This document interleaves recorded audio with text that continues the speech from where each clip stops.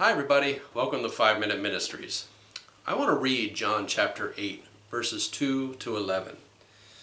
Now early in the morning he came again into the temple, and all the people came to him, and he sat down and taught them. Then the scribes and the Pharisees brought to him a woman caught in adultery. And when they had set her in the midst, they said to him, Teacher, this woman was caught in adultery, in the very act. Now Moses in the law commanded us that such should be stoned. But what do you say? This they said, testing him, that they might have something of which to accuse him. But Jesus stooped down and wrote on the ground with his finger, as though he did not hear. So when they continued asking him, he raised himself up and said to them, He who is without sin among you, let him throw a stone at her first. And again he stooped down and wrote on the ground. Then those who heard it, being convicted by their conscience, went out one by one, beginning with the oldest, even to the last. And Jesus was left alone, and the woman standing in the midst. When Jesus had raised himself up and saw no one but the woman, he said to her, Woman, where are those accusers of yours? Has no one condemned you? She said, No one, Lord. And Jesus said to her, Neither do I condemn you. Now, I stopped there for a reason. There is one more phrase, but I stopped there on purpose.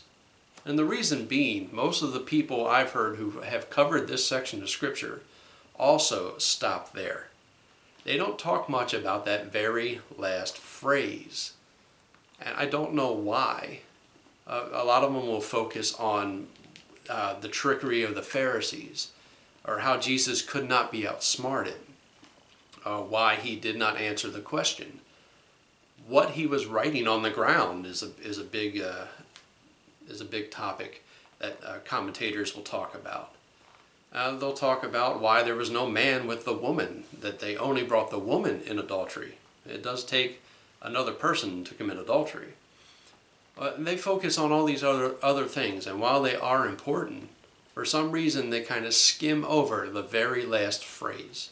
And the very last phrase is, Go and sin no more. Now, many will use these sections of Scripture to justify themselves. It's like, it doesn't matter if I sin, everybody sins. And don't you tell me that I'm sinning, because you sin too. If you're without sin, go ahead and throw a stone. And we all know there's not a single person without a sin. And that is what are people trying to get at. People try to use this to excuse themselves. But it does not excuse them. Jesus doesn't even excuse the woman, because he ends with the phrase, Go and sin no more. And pretty much that's exactly what what Jesus is telling this woman. All right, you've been found in adultery. You probably have a whole list of sins like everybody else. Stop. Don't sin anymore. Now, everyone says, well, that's easier said than done. Well, of course it is. But sin, as I've discussed many times, is a conscious choice. You decide to sin.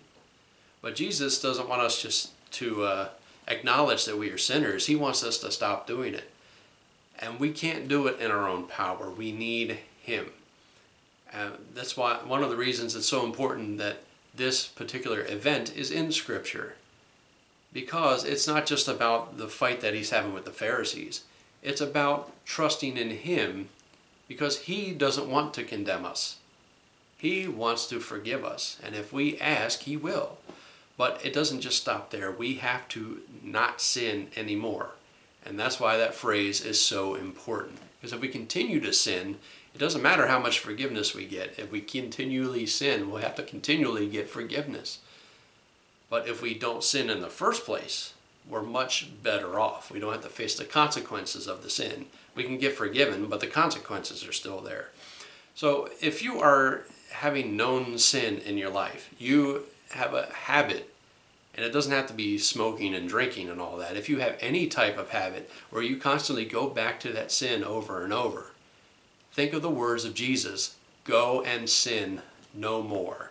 This has been 5-Minute Ministries, and I'll see you next time.